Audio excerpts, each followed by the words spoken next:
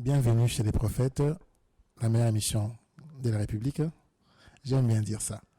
Alors, je reçois pour vous, pour la deuxième fois, Maman Eunice Dalo Lombo Ar, la lionne. Elle a souri.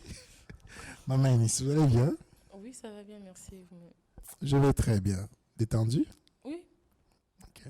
Comment étaient les premiers épisodes? Je sais pas, hein. C'est à vous de me dire et aux téléspectateurs.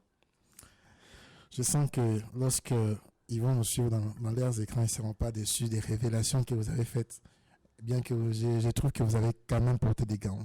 Est-ce qu'au deuxième épisode, vous n'avez pas porté des gants? Je répondrai comme je pourrai.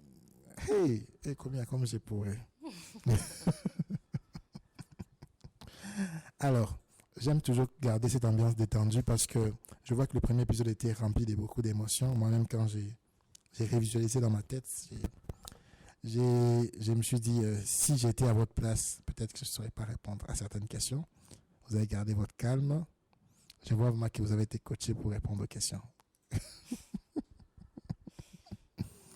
Alors, souffrance inconnue de la fille d'un pasteur.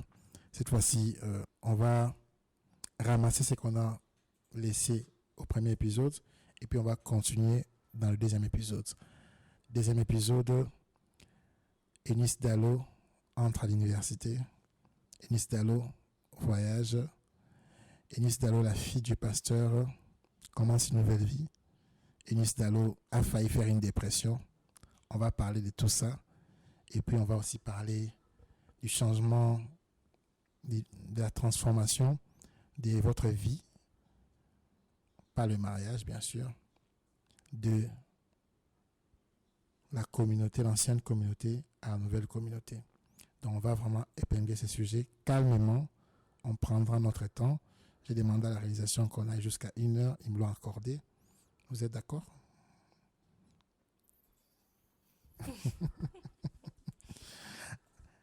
Alors, je vais directement aller tout droit au but. La première question, Eunice Dalo, fille des pasteurs, qu'est-ce qu'elle aurait aimé avoir qu'elle n'a pas eu pendant son adolescence? Plus de présence de mon père. Je m'en doutais. Now you are talking comme disent les anglophones.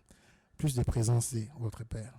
J'ai évoqué que une phrase d'un poète de notre pays, Ibinga Bomwana, vous a dit non, on ne vous a pas volé l'enfance.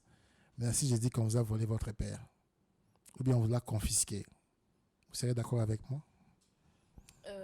En quelque sorte, je pense que c'est un sentiment que tout enfant de pasteur ressent.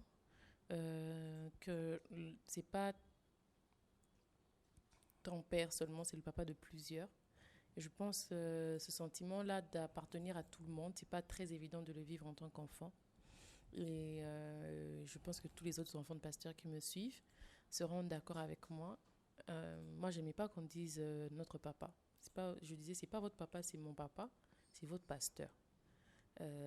Bon, après, avec la vague de daddy venue de l'étranger, ça fait que voilà, on appelle un pasteur daddy, mais en fait, c'est mon père et c'est votre pasteur. Vous maintenez la phrase?